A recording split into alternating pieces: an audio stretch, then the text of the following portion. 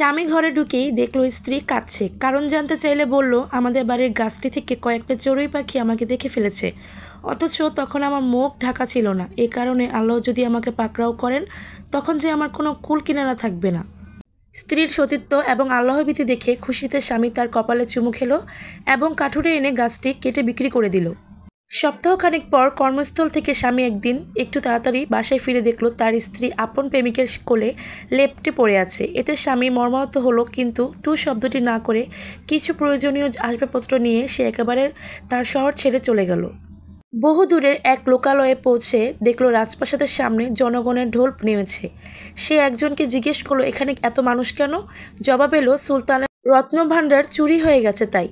এর খানিক পর সে দেখল রাস্তা দিয়ে বুজুর্গর মতন একজন হেঁটে যাচ্ছে। সে স্বাভাবিকভাবে নয়, আঙ্গুলের উপর ভর দিয়ে। সে তার ব্যাপারে জিজ্ঞেস করলে জানল তিনি এই শহরের সবচেয়ে বড় বুজুর্গ। পায়ের আঘাতে কোনো পিঁপড়া মারা যেতে না পারে এই ভয়ে তিনি সবসময় এভাবে হাঁটেন। খুব পরেজগার মানুষ। আল্লাহর সামনে জবাবদিহিতার ভয়ে তার আরও কিছু আমল দেখলে আপনি সবচেয়ে বেশি অবাক হবেন।